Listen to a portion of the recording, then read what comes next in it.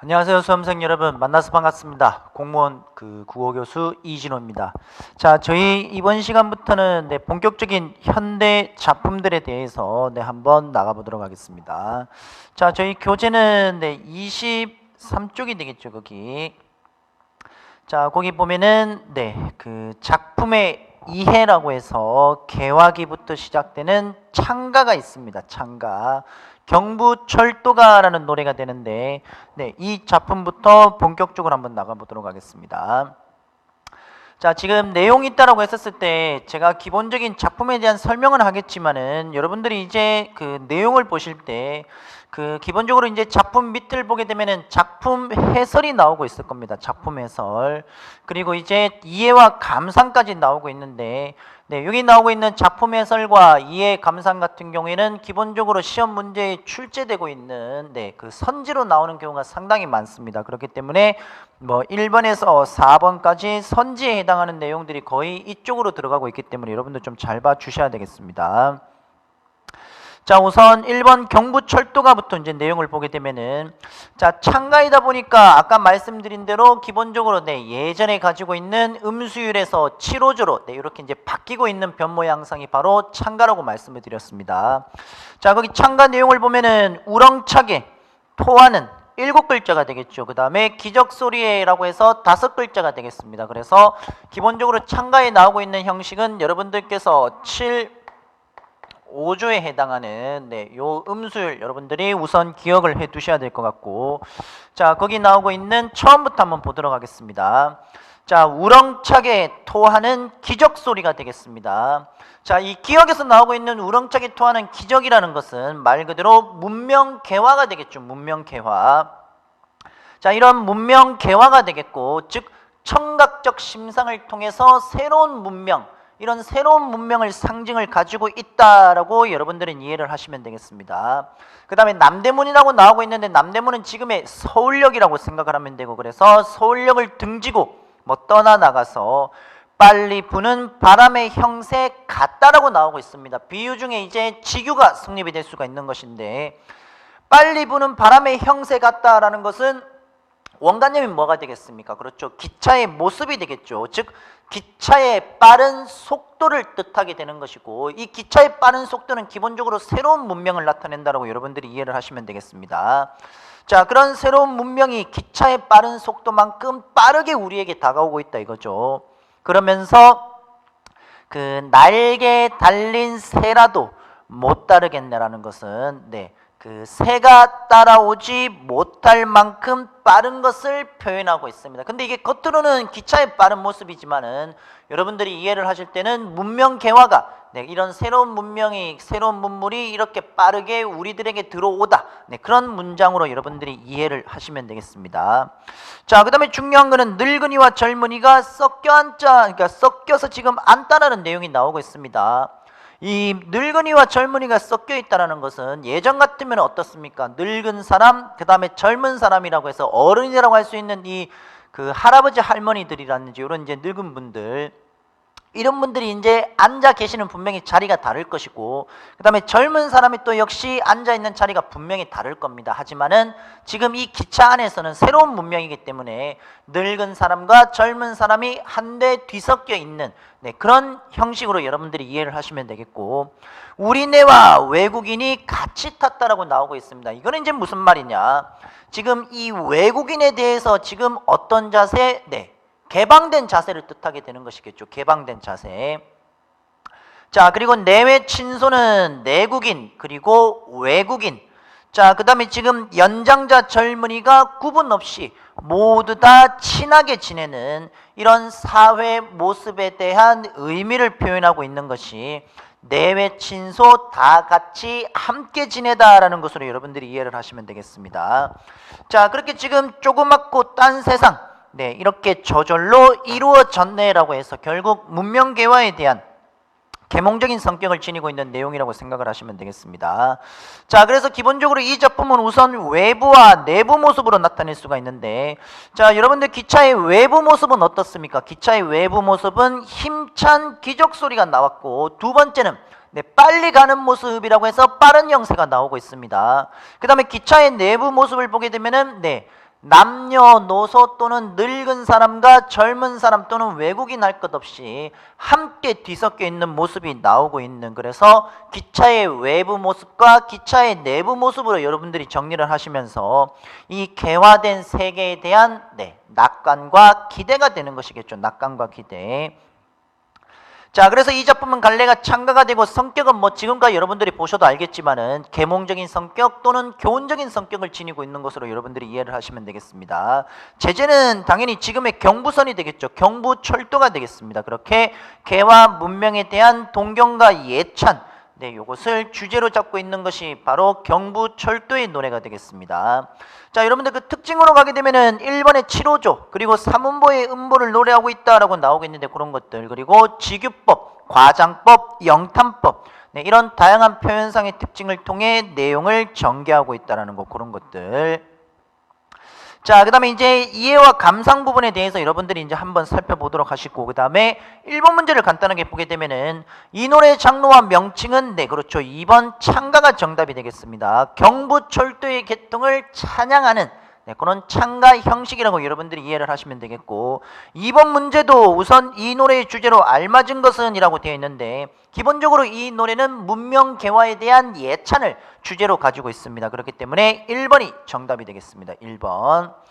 자, 그 다음에 이제 다음 지문은 김소월의 가는 길이라는 지금 작품이 나오고 있습니다. 김소월의 가는 길. 자, 거기 네모 2번으로 여러분들 한번 보도록 하겠습니다. 김소월의 가는 길.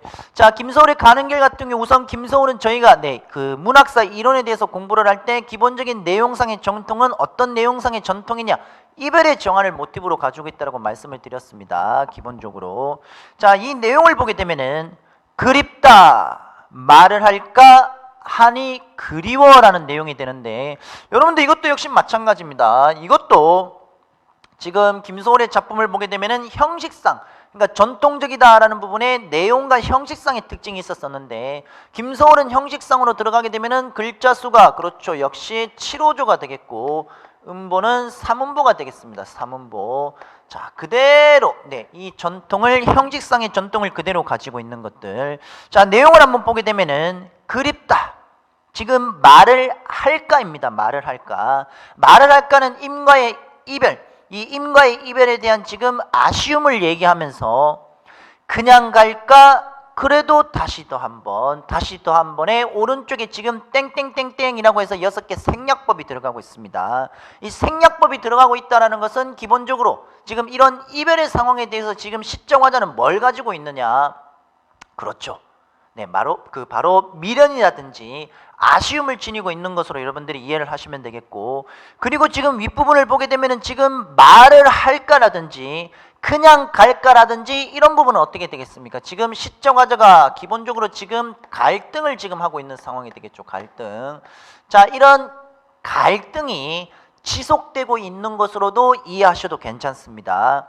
자, 그래서 지금 1년과 2년을 보게 되면은 지금 시정화자가 내적 갈등, 지금 내적 갈등을 망설이는 부분이 나타나고 있는데, 자, 이런 망설이고 있는 부분에 대해서는 1년에 나오고 있는 말을 할까가 들어가고 있겠고, 말을 할까.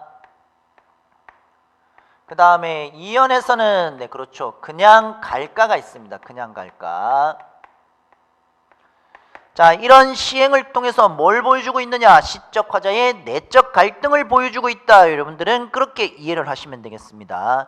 자, 그래서 1년이 지니고 있는 기본적인 지금 정서는, 시적 화자의 정서는 그리움이 될 것이고, 2년에서 지니고 있는 것은 생략법을 통해서 미련이라든지 갈등이 지속되고 있다라든지 그런 미련으로 여러분들이 정리를 하시면 되겠죠. 그래서 1년과 2년에 대해서 저희가 간단하게 요약을 하게 되면은 내면적 갈등을 가지고 있는 것으로 여러분들이 이해를 하시면 되겠습니다.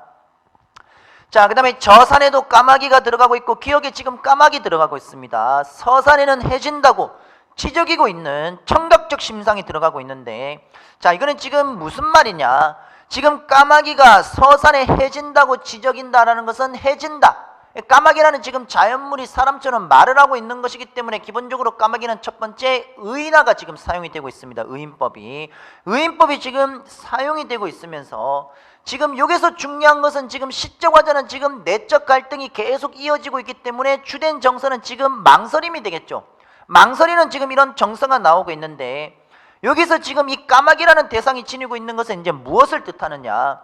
이별을 망설이고 있는 시적 화자의 내면, 이 내면적인 갈등을 까마귀라는 자연물을 통해서 간접적으로 지금 시적 화자의 심리를 보여주고 있는, 그렇죠, 객관적 상간물이 되겠습니다. 객관적 상간물.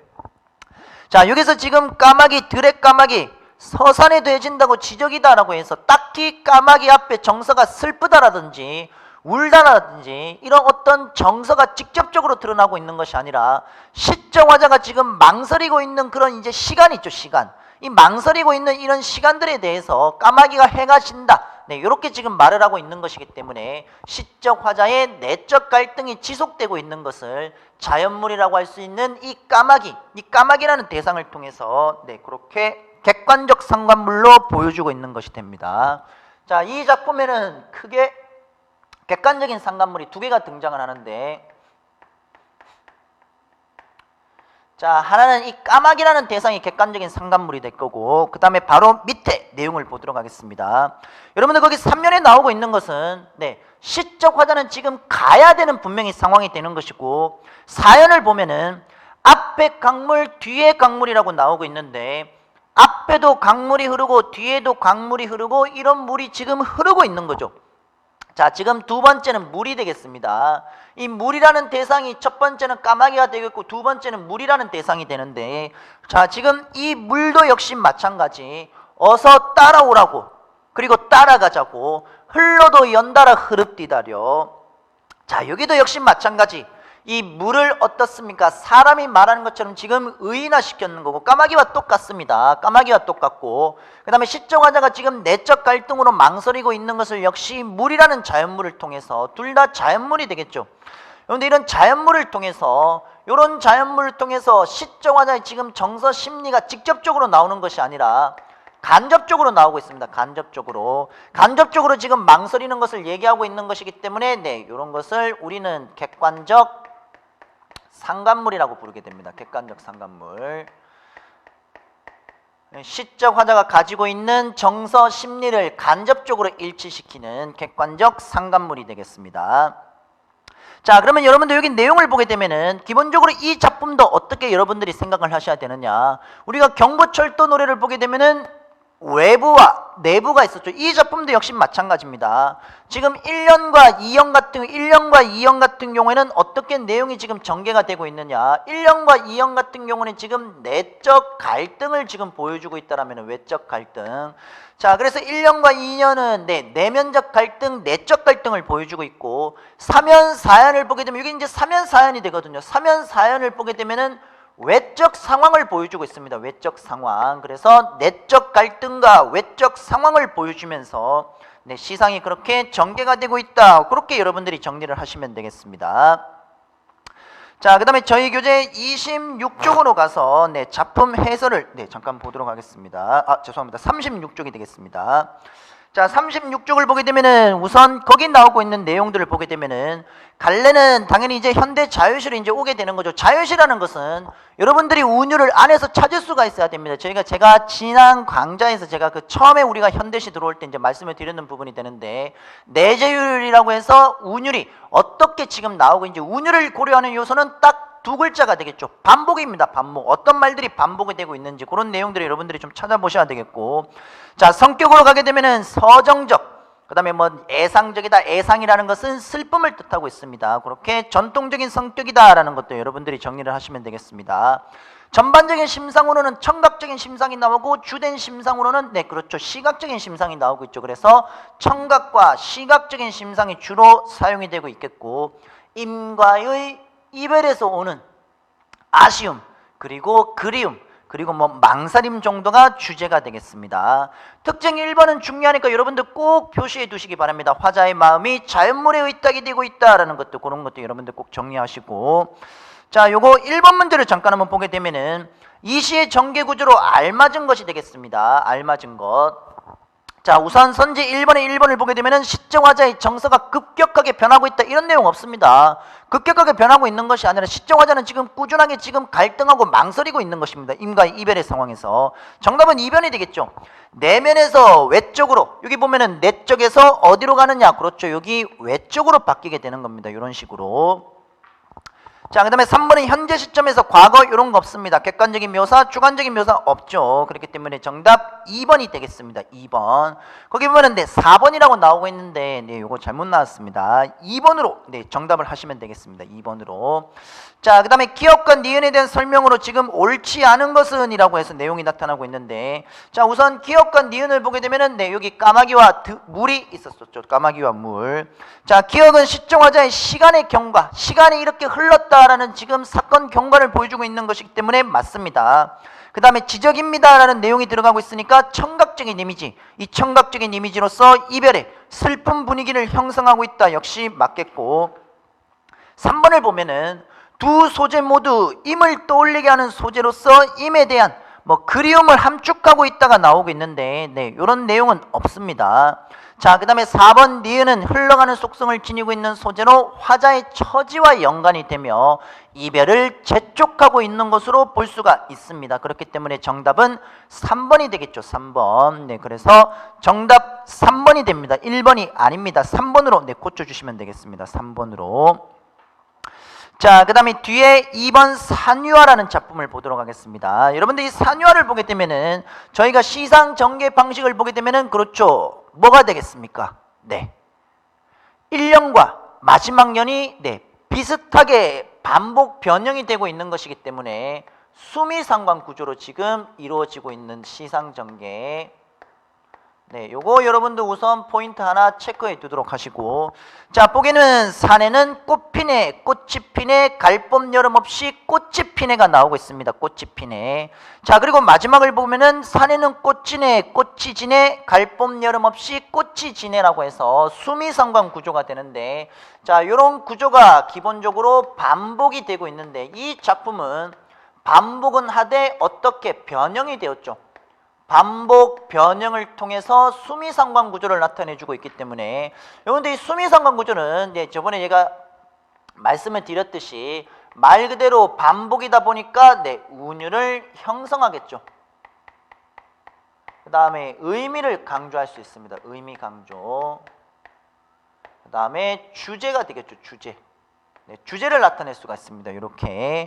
자, 그런데 이 내용을 보게 되면은 지금 꽃피네, 꽃이 피네, 갈봄 여름 없이 꽃이 피네라는 구조가 나오고 있습니다. 여러분들 이런 거는 지금 A, B, A라고 해서, 자, 여기를 보면은 뭐가 계속해서 반복이 되고 있느냐, 꽃피네가 되겠죠. 산에는 꽃피네, 꽃이 피네, 갈봄 여름 없이 뭐만 다르냐, B만 다르고 있습니다. B만 다르고 나머지는 다 이렇게 동등하게 끝이 나고 있겠고, 지금 마지막 년을 보게 되면은 역시 마찬가지 산에는 꽃지네가 되겠죠.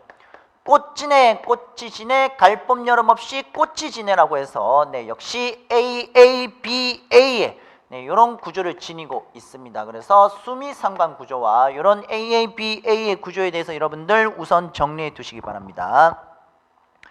자, 그 다음에 이제 계속해서 여러분들 이제 운율이라는 것은 반복된 요소를 여러분들이 파악을 하셔야 되는데, 우선 전반적으로 쭉 보시면은 꽃피네의 피네, 꽃이 피네도 역시 피네, 그 다음에 또 꽃이 피네라고 해서 1년에서 피네 네가 반복되고 있습니다. 2년도 마지막을 보게 되면은 피어있네라고 해서 내가 반복이 되고 있죠. 그 다음에 이제 3년도 역시 마지막 부분을 보게 되면은 사노라네라고 해서 내가 반복이 되고 있습니다. 마지막 년 4년도 역시 마찬가지고, 그런데 기본적으로 지금 요런 네 있죠.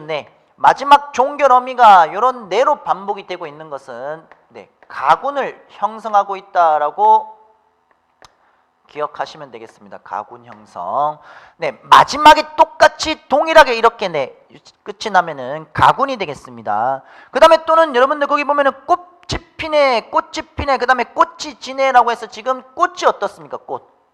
꽃이라는 명사가 지금 제일 앞에서 이렇게 이제 시작이 되고 있겠죠. 요거는 이제 둔이 되겠습니다. 둔. 이런 것들을 통해서 운율을 형성하고 있다라고 여러분들이 정리를 하시면 되겠죠. 자, 그렇게 여러분들이 정리를 하시고, 또 역시 꽃이라는 것은 동일 대상을 반복하면서 이렇게 운율을 형성하고 있다. 그렇게 정리하시면 되겠습니다.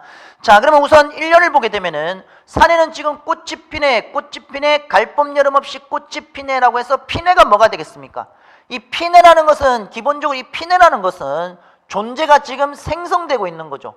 존재가 지금 생성이 되고 있는 것이고, 꽃이 지네의 지네는 생성의 반대가 되는 것이므로 소멸이 되겠습니다. 그러면 이 작품에서 지니고 있는 전반적인 주제는 존재의 생성과 소멸, 요거를 뜻하고 있는 것이 전반적인 주제로 이렇게 가게 되겠죠. 주제는 여기가 되겠죠. 여기. 자, 그래서 지금 존재의 생성이 되겠고, 마지막은 존재의 소멸이 될 것입니다.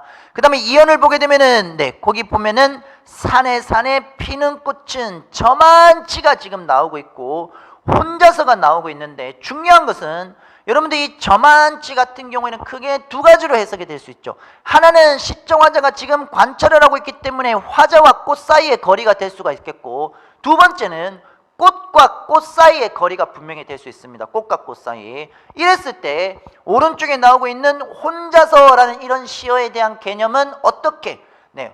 고독. 이런 식으로 여러분들이 해석을 하시면 되겠죠. 그래서 저만치 혼자서 이런 시어 이연에 나오고 있는 것도 중요합니다. 이거 정리하시면 되겠습니다.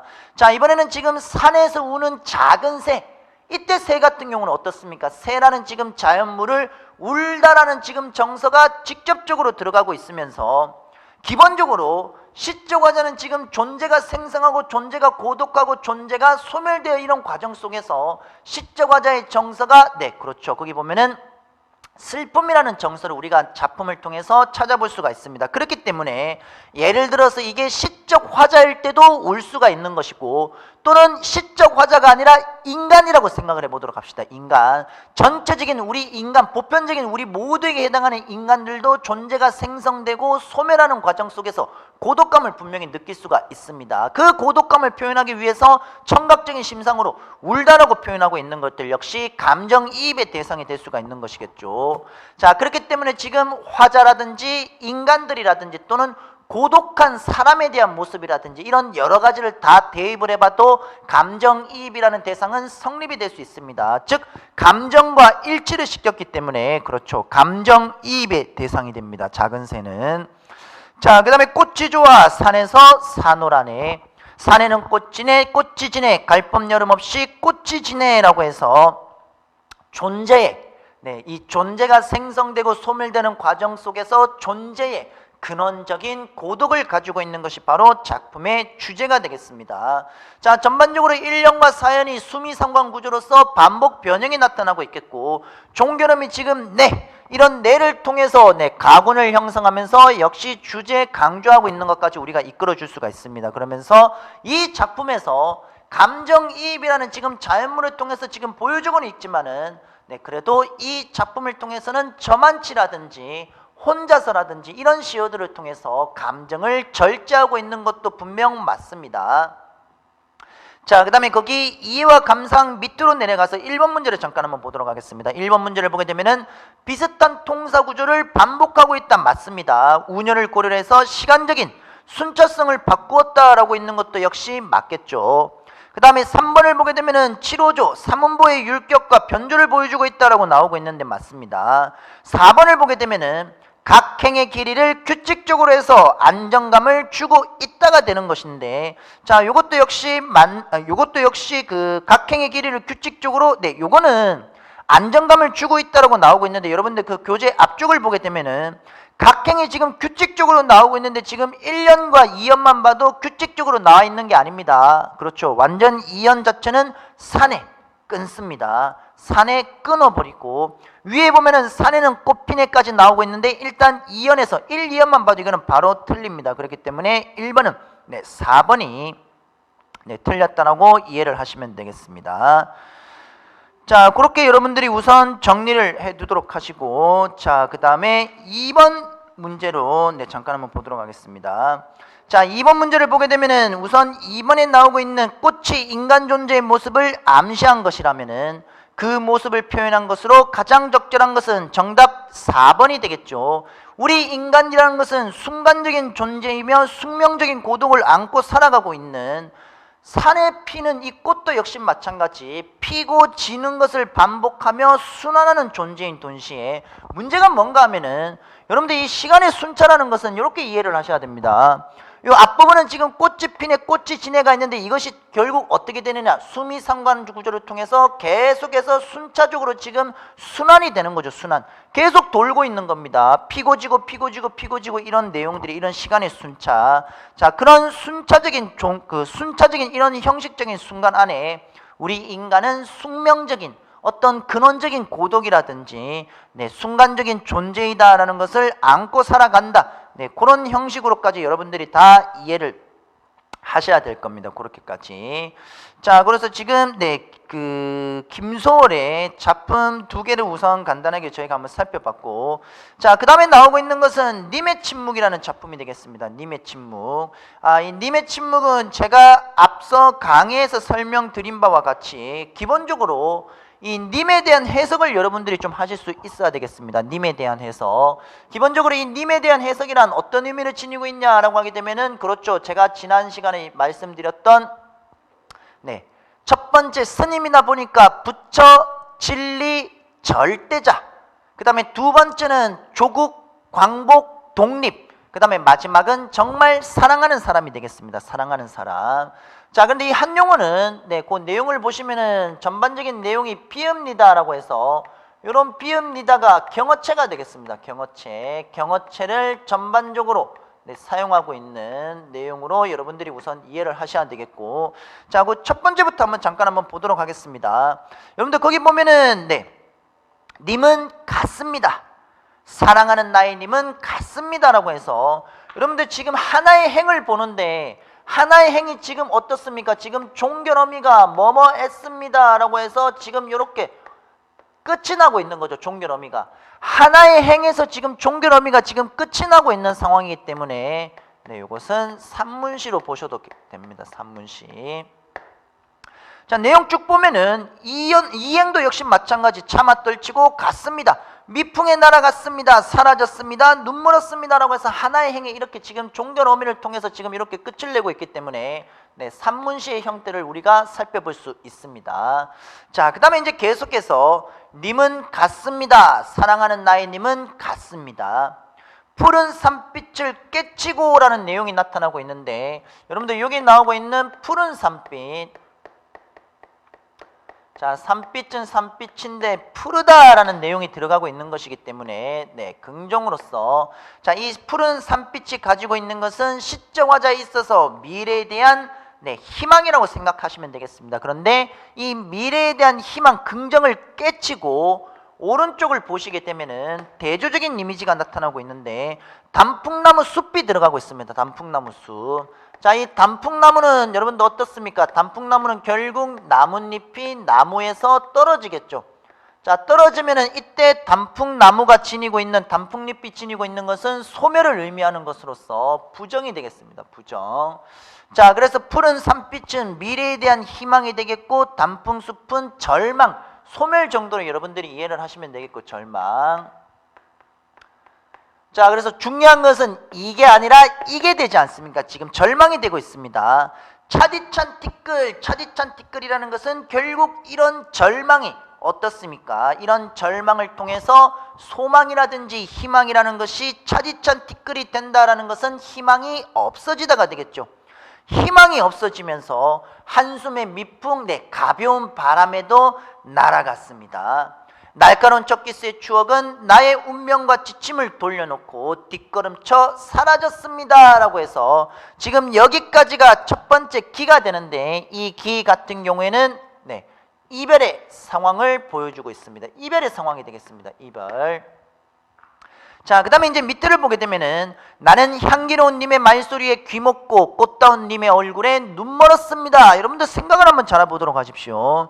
네, 꽃다운 님의 얼굴에 눈 멀었다라는 것은 말이 되지 않는 거죠. 분명히 문장 안에 지금 모순이 벌어지고 있습니다. 그렇기 때문에 네, 꽃다운 님의 얼굴에 눈 멀었습니다는 전반적으로 봤었을 때 역설법이 성립이 되겠고, 그 다음에 앞에 있는 문장과 우리가 연결을 해 보았을 때 네, 문장이 서로 대구를 이루고 있죠. 대구법이 되겠습니다.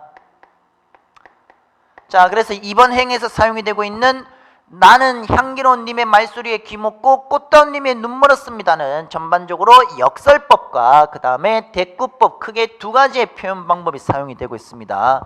요거는 당연히 대조가 성립이 되겠죠. 대조법도 사용이 되었습니다. 분명히.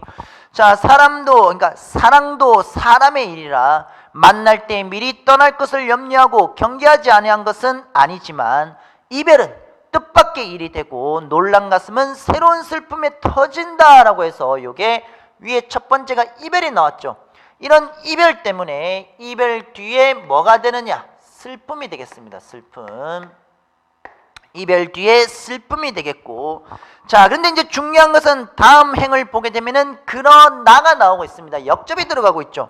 자, 그래서 여기 지금 그러나라는 부분이 나오고 있는데 요거는 분명히 앞과 뒤의 내용이 분명히 다를 겁니다. 근데 우리가 이제 앞의 내용을 보게 되면은 기승 부분에서 이별이라는 하나의 상황이 주어지고 있고, 그리고 이별이라는 상황에 대해서 시적 화자의 정서가 슬픔이 됩니다.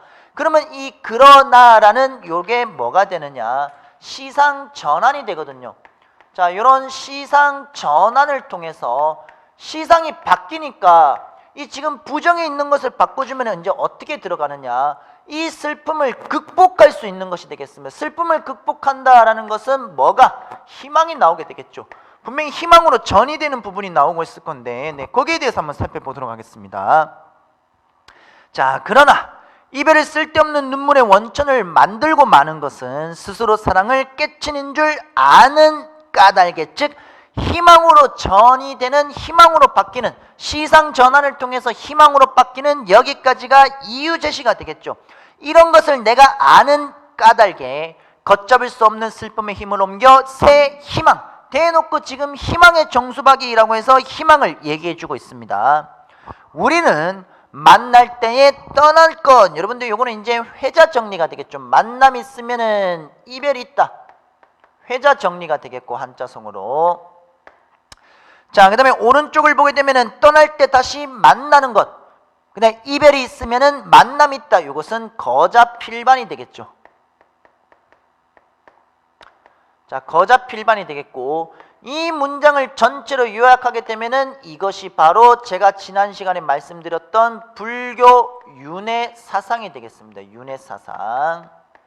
자, 이런 독특한 사상시의 성격이 들어가고 있다라는 것. 자, 그래서 다시 만날 것을 믿습니다 라고 해서 이 부분이 네, 희망으로 전이 되고 있는 부분이 되겠습니다. 자, 그 다음에 이제 마지막 결 부분을 보게 되면은 님은 갔지만 나는 님을 보내지 않았으면, 분명히 님은 갔는데 님은 보내지 않았다, 내 마음속에서 보내지 않았다는 얘기가 되겠죠. 역시 모순된 상황이지만 그 안에는 진리가 함축되어 있기 때문에 역설법이 나오고 있으면서 마지막 제곡조를 못 이기는 사랑, 즉 임에 대한 사랑을 표현하는 노래는 님의 침묵을 휩싸고 돕니다 라고 해서, 여러분들 작품 해설로 들어가게 되면은 역설법 상당히 중요합니다, 여러분들. 그 다음에 특징으로 가게 되면은 40쪽에 역설적인 표현이 두드러지고 있다, 그 다음에 불교적인 비유, 고도의 상징성이 돋보이고 있다, 이런 것도 여러분들 좀 이해를 하셔야 되겠습니다. 경어체라는 것은 제가 아까 말씀드렸다시피 이 부분이 되겠죠. 경어체. 자, 여기까지 여러분들 정리해 두도록 하시고, 자, 거기 1번 문제를 보면은 네, 2005년 경기도 시험이 되겠습니다. 자, 지금 내용을 보게 되면은 이별의 상황, 네, 여기 지금 이별이라는 지금 상황이 나오고 있으면서 두 번째 승은 이별에 대한 슬픔이 되겠고, 희망으로 바뀌게 되겠고, 마지막은 이 희망을 당연히 극복이 되겠죠. 네, 이런 형식으로 이렇게 시상이 전개되고 있는 것을 찾으면 되겠습니다. 정답은 2번이 되겠네요. 2번. 자, 그 다음에 뒤에 2번 문제로 가도록 하겠습니다.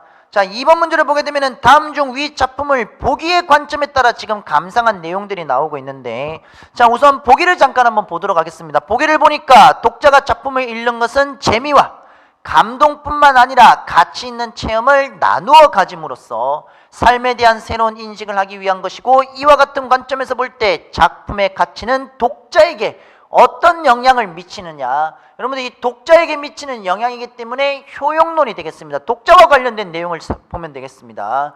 2번의 1번 선지를 보게 되면 단순하게 지금 작품 해설을 묻고 있는 거죠. 작품 자체, 작품 안의 문제를 묻고 있기 때문에 내재론이 되겠고, 그 다음에 2번 선지를 보게 되면 2번 선지도 역시 님이라는 시어는 조국, 민족, 이것도 역시 마찬가지 작품 자체를 묻고 있기 때문에 절대론이 맞습니다.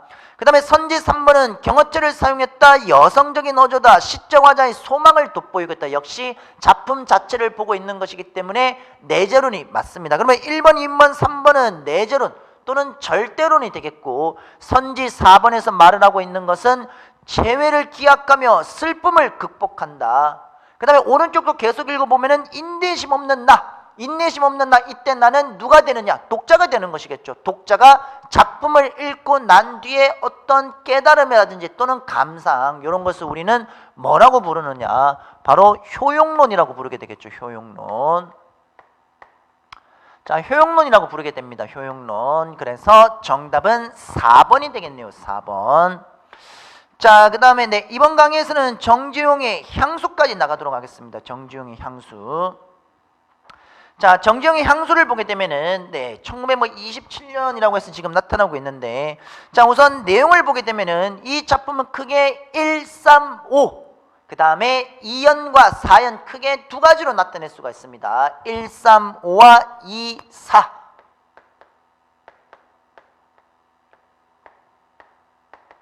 자, 2, 4로 나타낼 수 있는데 내용을 잠깐 한번 보도록 하겠습니다. 그러니까 1, 3, 5와 2, 4가 뭐 어떤 특별하게 대조를 이루고 있는 것이 아니라 1, 3, 5에서 어떻게 나타나고 있는지, 2, 4에서 어떻게 나타나고 있는지가 되는데, 우선 1, 3, 5 같은 경우에는 아름다운 꿈, 과거에 아름다운 꿈이 서려 있는 고향의 모습이 나타나고 있겠고, 2연, 4연은 이런 아름다운 꿈이 나타나 있는 고향의 모습이 아니라 시적 화자가 있어서 과거 어떻게 되느냐? 가난이 되는 거죠. 가난하고 힘든 삶의 모습이 담겨있는 고향이 되겠습니다. 그래서 고향의 모습은 고향의 모습인데, 앞쪽은 아름다운 꿈, 여기는 가난한 생활이 있었던 고향으로 그렇게 기억을 하시면 되는데, 중요한 것은 이 두 개가, 이거는 뭐 아름다운 꿈이 있는 고향이 되겠고, 이거는 가난이 되지 않습니까? 하지만 그렇다고 이 두 개를 뭐 다 부정으로 보는 것이 아니라 이들을 바탕으로 결국 뭘 얘기하고 있느냐? 고향에 대한 시적 화자의 그리움을 얘기하고 있는 것으로 여러분들은 정리를 하시면 되겠습니다. 자, 그래서 우선 1년부터 우리가 한번 살펴보게 되면은, 자, 뭐 넓은 벌 동쪽 뭐 내용들이 나타나고 있는데, 뭐 옛 이야기가 지줄되고 있다, 지줄되다, 청각적인 심상이 되겠죠. 그리고 실개천, 이런 내용들은 향토적인 소재가 되겠습니다. 여러분들 여기서 지금 향토적인 소재에 대해서 여러분들이 먼저 정리를 하시면은, 첫 번째 지금 1년의 일행에서 나오고 있는 실개천, 향토적 또는 토속적인 색채를 지니고 있겠고, 바로 밑에 나오고 있는 얼룩배기 황소도 역시 마찬가지 향토 또는 토속적인 색채를 지니고 있는 것으로 이해를 하시면 되겠습니다. 2연으로 가면은 2연에 나오고 있는 질화로 역시 향토, 토속적인 색채를 지니고 있고, 바로 밑에 나오고 있는 집배개도 역시 향토, 토속적인 색채를 지니고 있는 것으로 이해를 하시면 되겠습니다. 자, 그래서 1년 같은 경우는 지금 평화롭고 한간, 1년이니까 평화롭고 한가롭고, 그리고 이 고향에서 꿈을 키우던 이런 고향의 모습이 나오고 있는데 맞습니다.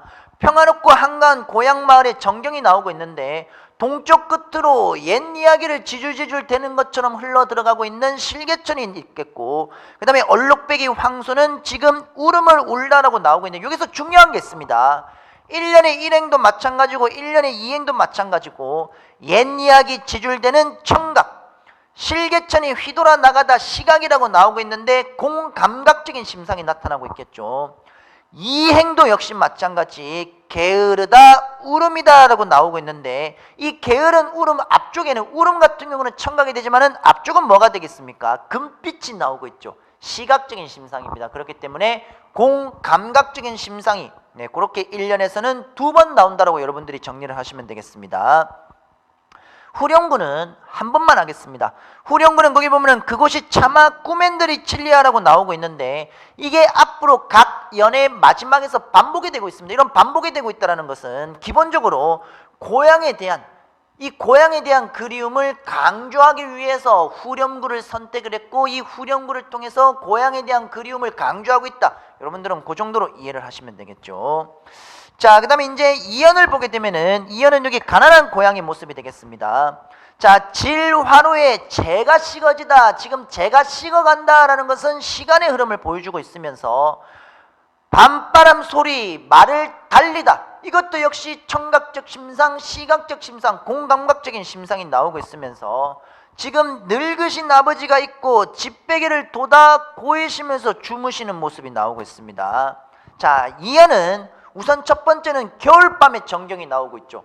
겨울밤의 전경이 나오고 있으면서 이 늙은 아버지에 대해서 지금 회상을 하고 있는데 시정화자는 바로 가난이 되겠습니다. 가난했던 과거 고향의 모습. 자, 그 다음에 이제 다시 사면은 내 꿈을 지니고 있는 고향의 모습으로 가시면 되겠죠. 흙에서 자란 내 마음, 파란 하늘빛은 꿈과 소망이 되겠죠.